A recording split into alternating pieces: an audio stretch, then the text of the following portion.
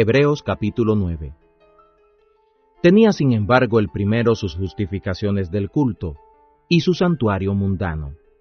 porque un tabernáculo fue hecho, el primero en que estaba el candelero y la mesa, y los panes de la proposición, lo que llaman el santuario. Tras el segundo velo estaba el tabernáculo, que llaman el lugar santísimo, que tenía un incensario de oro, y el arca del pacto, cubierta por todas partes de oro, en donde estaba una urna de oro que contenía el maná y la vara de Aarón que reverdeció, y las tablas del testamento, y sobre ella los querubines de la gloria que cubrían el propiciatorio, cosas de las cuales no se puede ahora hablar en detalle. Y con estas cosas así ordenadas, en el primer tabernáculo siempre entraban los sacerdotes para hacer los oficios de los sacrificios. Mas en el segundo, solo el sumo sacerdote entraba una vez en el año, no sin sangre, la cual ofrece por su propia ignorancia y la del pueblo, dando en esto a entender el Espíritu Santo que aún no estaba descubierto camino para el santuario, entre tanto que el primer tabernáculo estuviera en pie, lo cual era figura de aquel tiempo presente, en el cual se ofrecían presentes y sacrificios que no podían hacer perfecto al que servía con ellos, en cuanto a la conciencia, sino en viandas y en bebidas y en diversos lavamientos y ordenanzas de la carne, impuestas hasta el tiempo de la corrección. Mas Cristo, ya estando presente, sumo sacerdote de los bienes que habían de venir,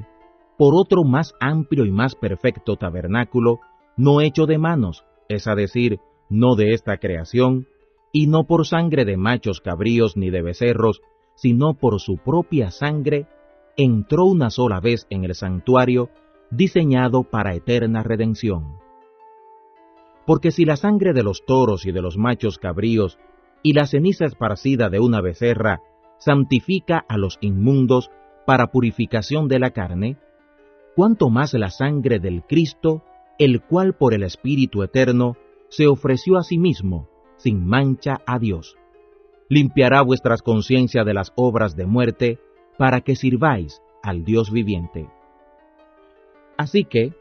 por eso es mediador del Nuevo Testamento, para que interviniendo muerte para la remisión de las rebeliones que había dejado del primer testamento, los que son llamados reciban la promesa de la herencia eterna. Porque donde hay testamento, necesario es que intervenga la muerte del testador, porque el testamento con la muerte es confirmado. De otra manera no es válido, entre tanto que el testador vive,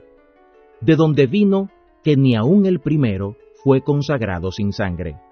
Porque habiendo leído Moisés todos los mandamientos de la ley a todo el pueblo,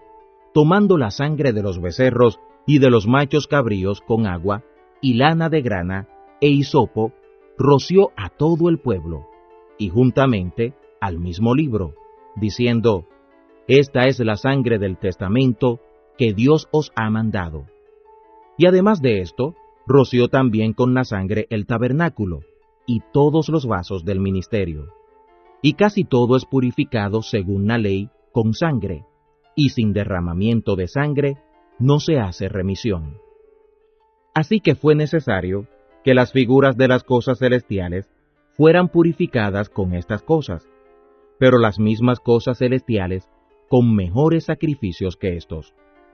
Por lo cual no entró Jesús en el santuario hecho de mano, que es figura del verdadero, sino en el mismo cielo, para presentarse ahora por nosotros en la presencia de Dios, y no para ofrecerse muchas veces a sí mismo, como entra el sumo sacerdote en el santuario una vez cada año con la sangre ajena.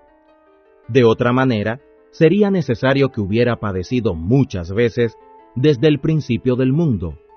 mas ahora, una vez en la consumación de los siglos, para deshacer el pecado, se presentó por el sacrificio de sí mismo. Y de la manera que está establecido a los hombres que mueran una vez y después el juicio, así también el Cristo es ofrecido una vez para agotar los pecados de muchos. La segunda vez se manifestará para salud, a los que sin pecado lo esperan.